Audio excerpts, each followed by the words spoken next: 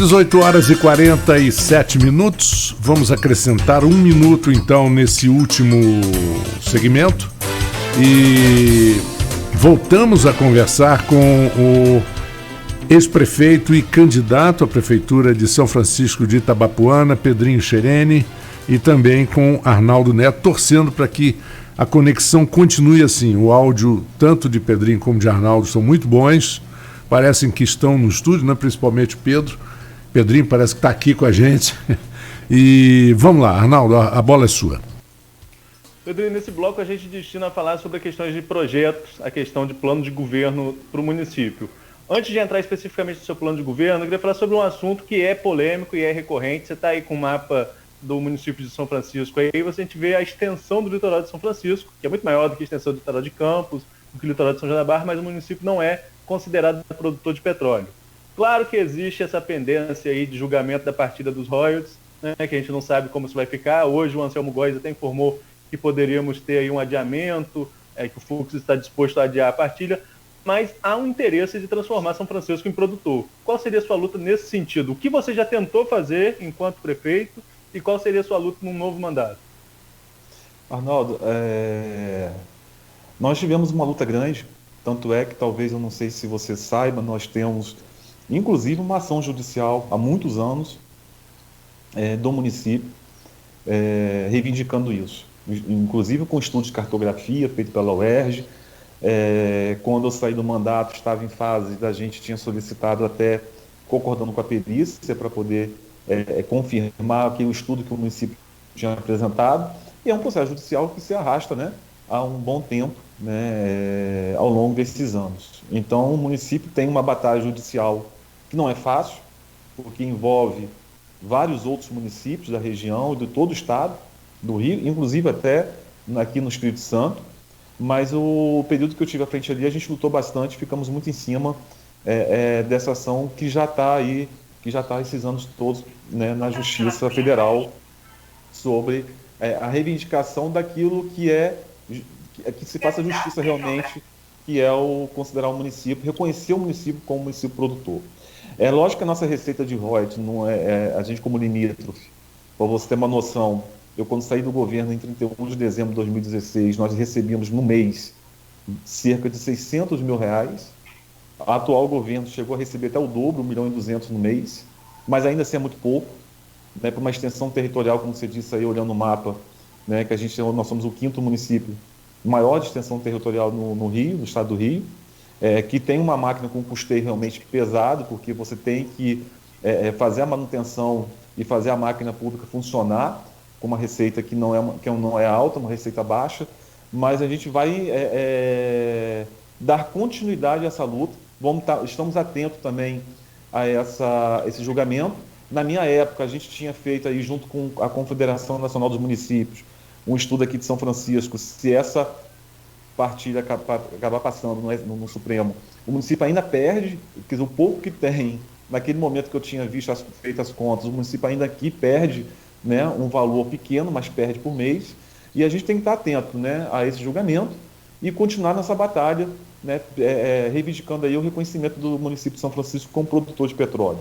Não esquecendo, como a gente falou no quadro anterior, e a gente tem conversado bastante sobre isso, reconhecendo o nosso maior petróleo, que a gente costuma dizer aqui, que é realmente a nossa agricultura, a nossa pecuária, né, a nossa pesca, né, como que a gente considera, a gente já não tem esse reconhecimento, mas em relação ao setor agrícola, a agropecuária e a pesca, é o nosso petróleo que nós temos aqui, e nós temos que investir e valorizar isso.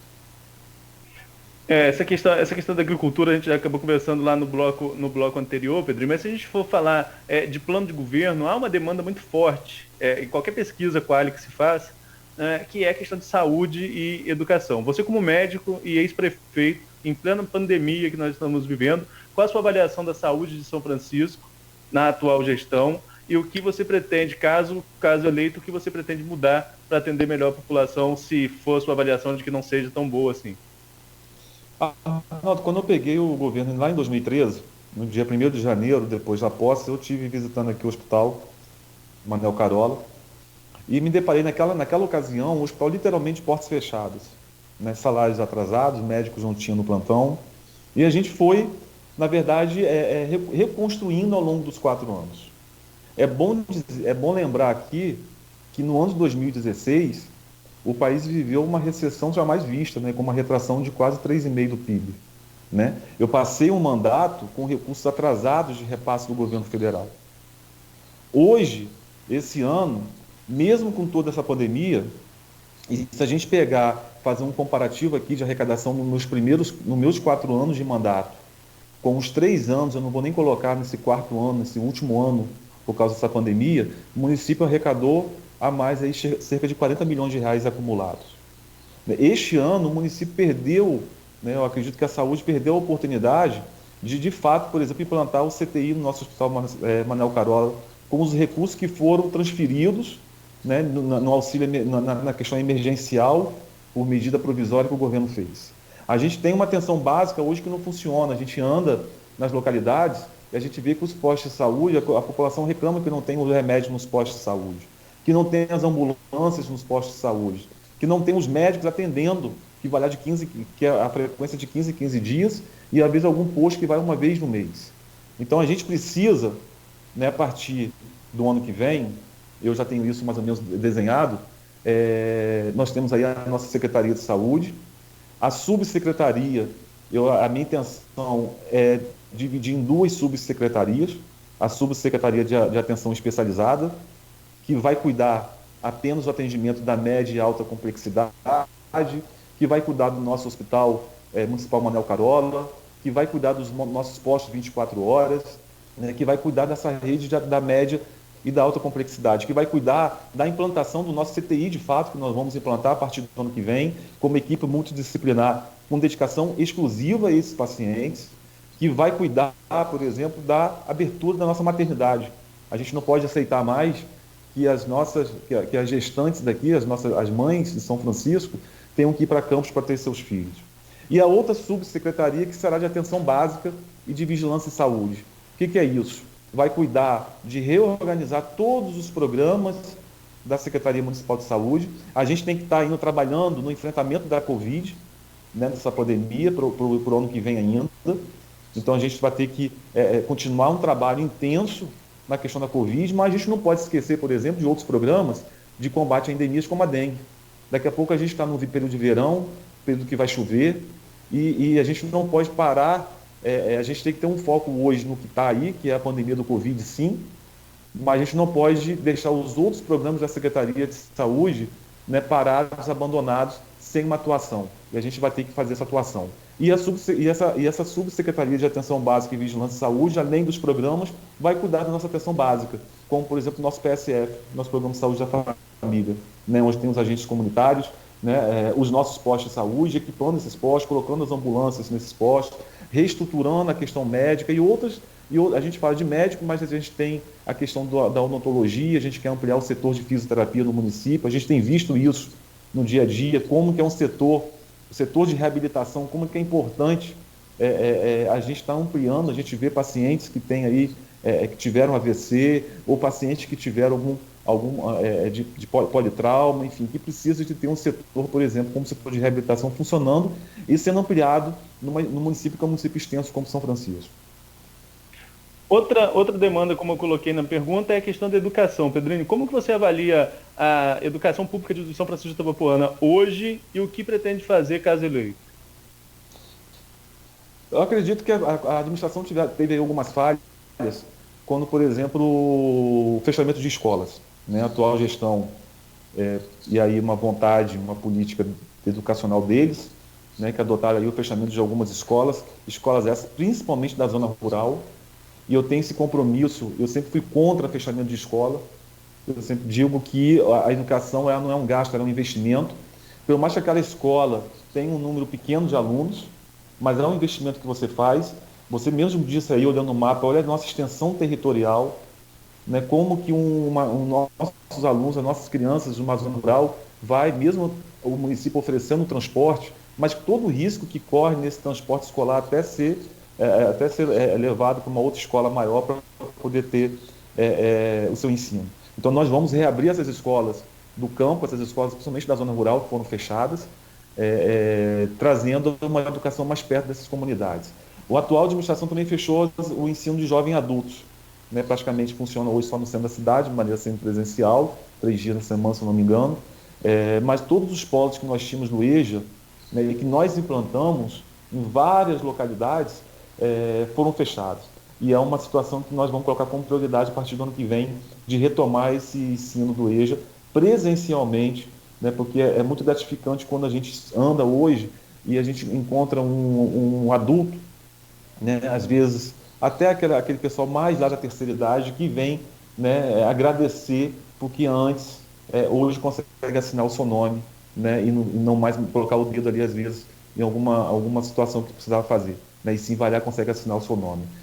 A gente quer ampliar também o atendimento da equipe multidisciplinar, né? A gente vai fazer essa com psicólogo, com médico dentro da educação. A gente quer fazer isso através de núcleos espalhados nos distritos, porque hoje, né, um pai, uma mãe, o próprio servidor da educação, ele precisa se dirigir ao centro do município, na Secretaria de Educação, às vezes para atender alguma demanda, seja funcional, seja questão do servidor, ou seja dos seus filhos, né, em relação aos pais. E a gente vai estar fazendo um pouco essa descentralização, levando mais perto das regiões, mais perto dos distritos, esses núcleos, ampliando esse atendimento dessa equipe multidisciplinar, que eu tenho certeza que vai atender tanto o nosso servidor da nossa Secretaria de Educação, como nossos pais. Vamos desenvolver a política de valorização desse servidor da educação.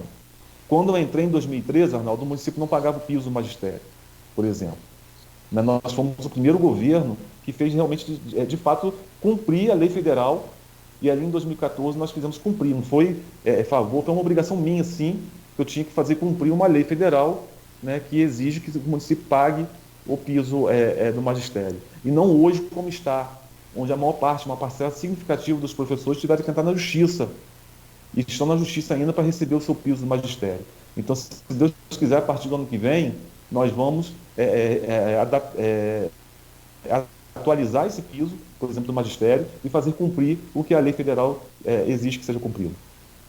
Pedrinho, uma demanda que a gente recebe enquanto repórter aí de São Francisco, quando a gente cobre algo de São Francisco, embora eu possa falar, e vamos falar de reportagem da época que você era prefeito, que era a época que eu acompanhava mais como repórter de São Francisco, depois eu fui para outra editoria, fui mais para política, eu acompanhava aquelas obras do governo do estado que não terminaram, não vamos falar sobre elas também.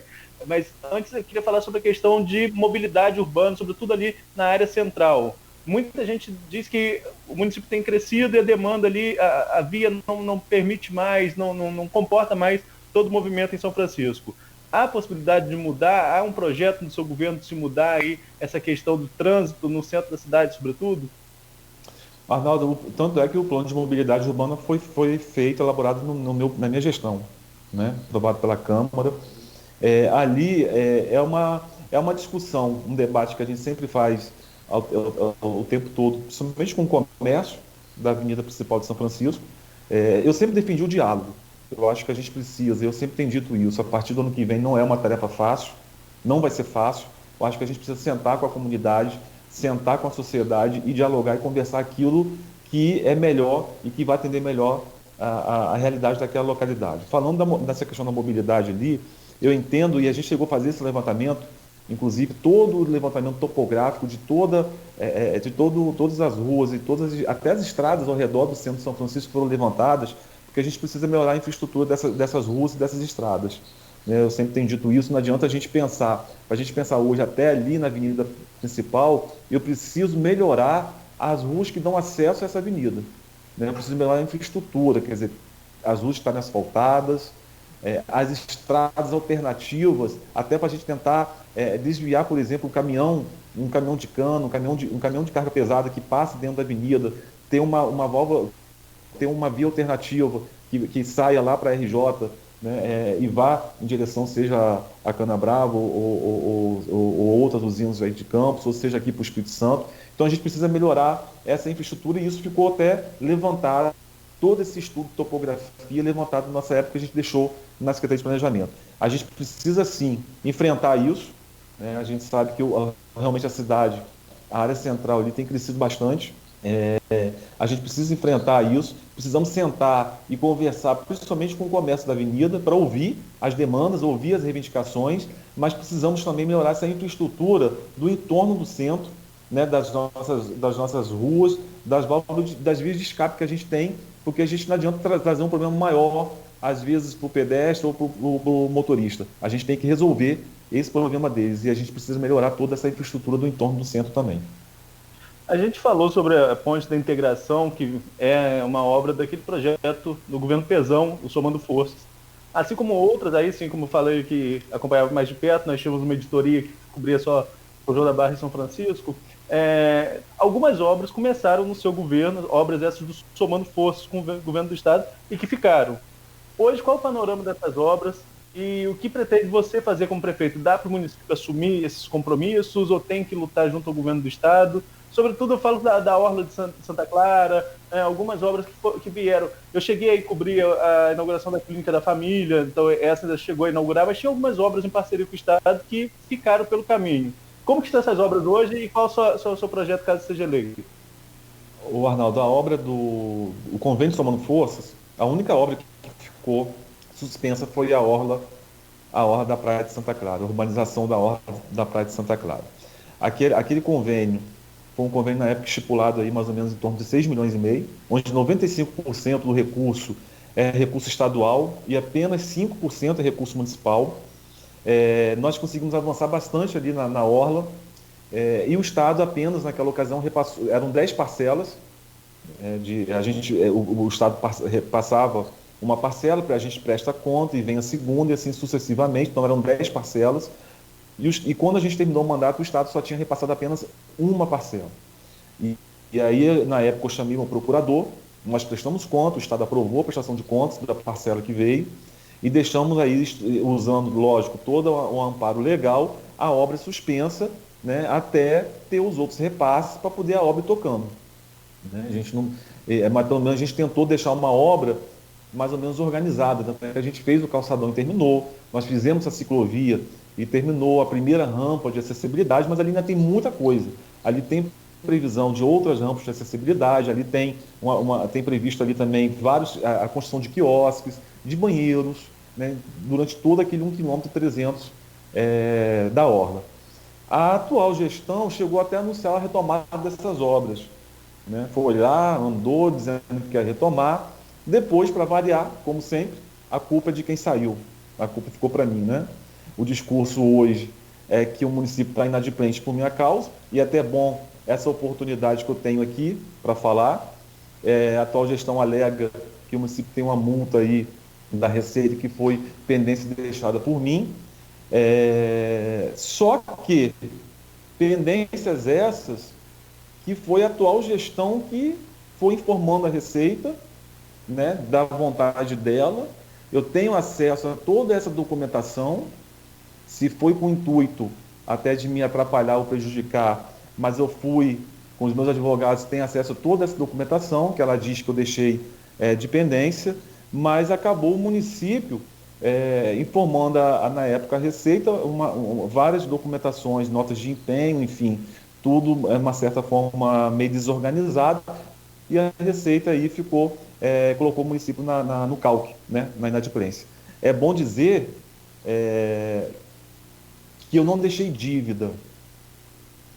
É bom dizer, como a atual gestão diz, que essa multa, essa suposta multa, e que aí o município está inadimplente e não conseguiu receber o repasse do governo do Estado, né, foi ocasionada pela atual gestão.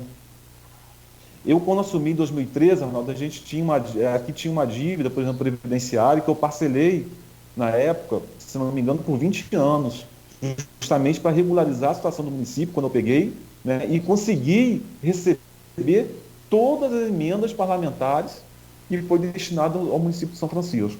Tanto é que estão em as obras que você mesmo relatou, de várias obras que foram iniciadas. E, do Somando Força é apenas a obra da Orla, ficaram várias outras obras realmente iniciadas, quase finalizadas com o governo federal, mas ainda na pendência de repasse.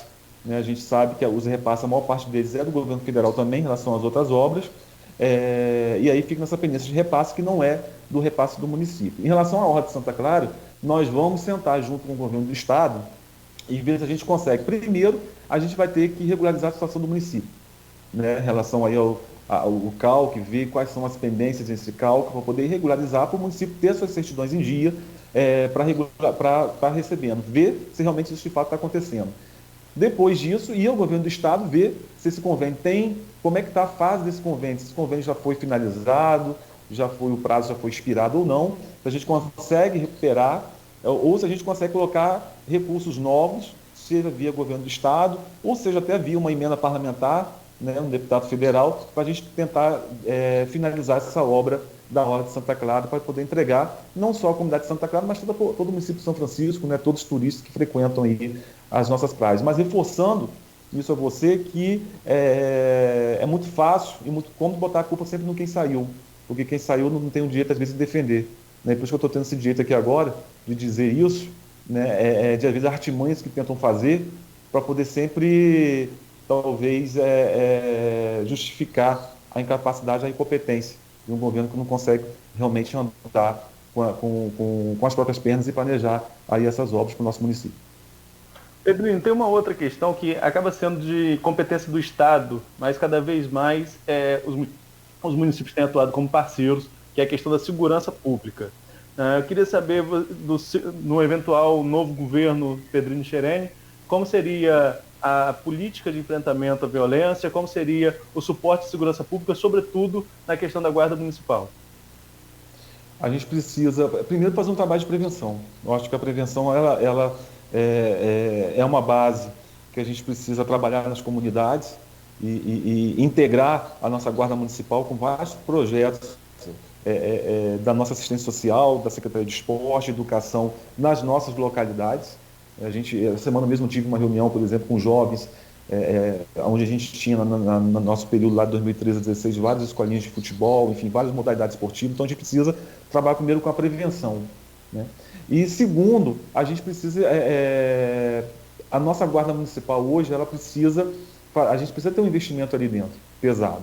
Um investimento de pessoal, e aí esse investimento de pessoal tem que se fazer um concurso público para a contratação de guardas, porque foram ao longo dos anos, né, os servidores sendo aprovados em outros concursos, e aí, às vezes, com salários mais atrativos, e acabam, né, indo para outros municípios, e teve uma defasagem, uma queda de servidores da Guarda Municipal. A gente precisa pensar nessa realização do concurso para a Guarda Municipal, como, né, de certa forma, o processo, não no caso a Guarda, mas dentro da administração, em relação ao processo seletivo de início, depois o concurso público tem que ser feito realmente no nosso município, e equipamento. Né? A Guarda hoje não tem aí praticamente nenhuma viatura para andar. Então a gente precisa reequipar essa Guarda Municipal, e fazer primeiro esse investimento de casa. E segundo, começar a fazer a integração dessa guarda, né, com a própria Polícia Militar, com a própria comunidade. A gente precisa aproximar essa Guarda Municipal das nossas comunidades, né, e fazer aí com que ela seja mais próxima realmente, para ir com as comunidades, com as pessoas, com a população, para poder ir para o enfrentamento da violência. Certo, Marco Antônio, só me orienta aí quanto tempo a gente tem ainda. Perfeitamente. Nós temos ainda 4 minutos. Dá mais uma pergunta antes do nosso pinga-fogo. Eu queria falar sobre a questão do meio ambiente, Pedrinho. Nós temos São Francisco uma questão da reserva de Guaxindiba. Eu queria saber quais são as outras áreas que você pode investir, sobretudo pensando em uma receita que é muito importante para todos os municípios, que é a questão do ICMS verde. Então, a questão do ICMS verde até a gente tentou trabalhar bastante naquele período ali de 2013 a 2016, tanto é que a Guarda Ambiental foi implantada naquele período ali, né, para poder justamente ter, além de atuar na questão ambiental, mas também a gente começar a pleitear e melhorar a nossa participação no ICMS verde. A gente tem estação ecológica, a gente tem que delimitar algumas áreas de preservação, ou algumas APPs também que a gente tem, principalmente na divisa ali com Campos, né, ali por dentro de Campelo, enfim, tem umas áreas ali de APP que pega o município de Campos, pega um pouco o município de São Francisco. Nós temos aí um manguezal, por exemplo, você que está aí, eu acho que em Atafona, sabe, nosso manguezal de Gargaú, a gente tentou, junto ao INEA, fazer aí um projeto do turismo ecológico ali, né, de uns passeios, algumas trilhas ali pelo mangue de Gargaú, né, e a gente sempre tentou fazer e a gente tem a integração do meio ambiente com as secretarias, principalmente da educação, com os alunos da rede. A gente tem ali também aquela usina eólica que, na época, a gente tentou, na própria licenciamento ambiental, que compete ao município, a parte que compete ao município, tentar uma compensação, né, da empresa nessa parte ambiental de preservação, principalmente naquela região ali de Gargaú, né, aquilo já foi no final do meu mandato, eu não sei como que nesses 4 anos ficou essa negociação ali até da própria renovação da licença ambiental, mas a gente quis ali fechar um acordo até para investir realmente na parte de preservação do meio ambiente, principalmente naquela região de Gargaú, falando na questão da eólica.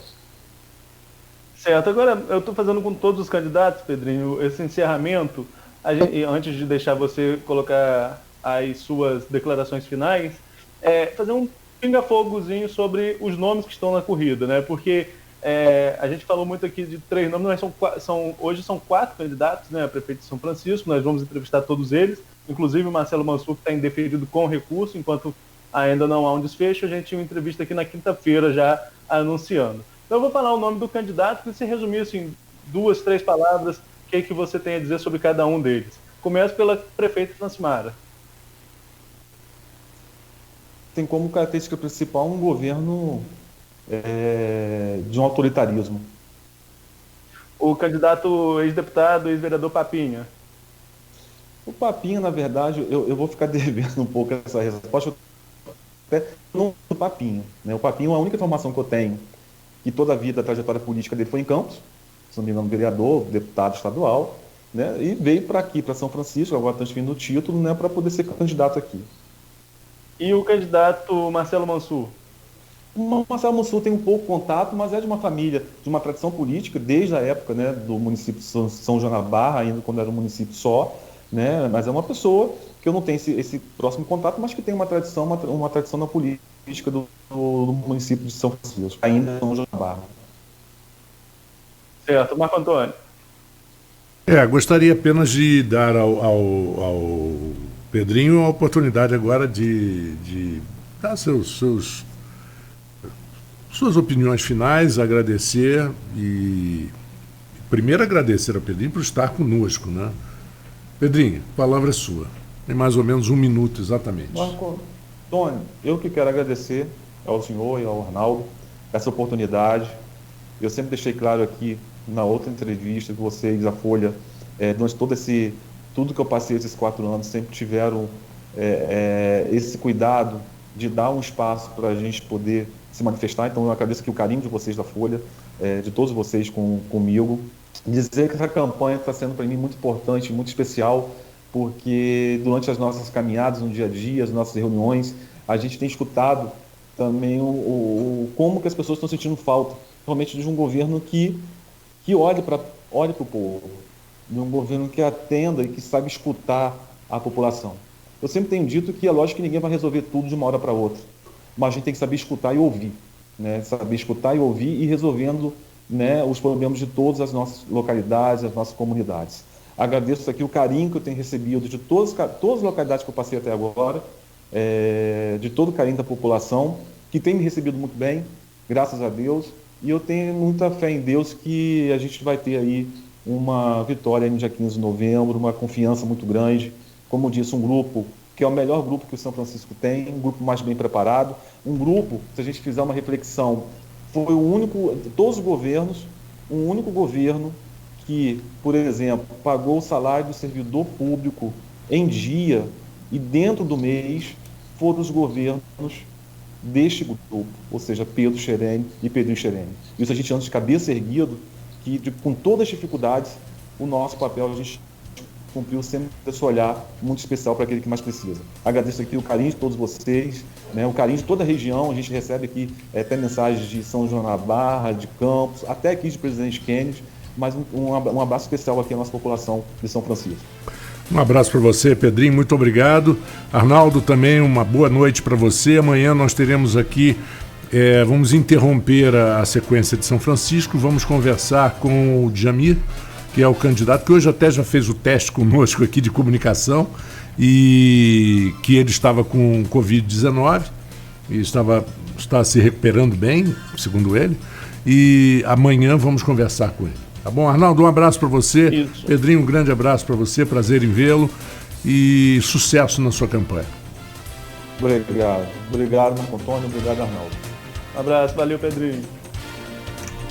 Bom, e a gente vai encerrando agora o Folha no Ar, segunda edição. E eu volto amanhã, às 14 horas, com o melhor da música, o melhor da informação aqui na Folha FM, ZYW 219, Folha FM, a rádio que toca você. 98,3, Campos dos Goitacazes, Rio de Janeiro, uma emissora do grupo Folha da Manhã.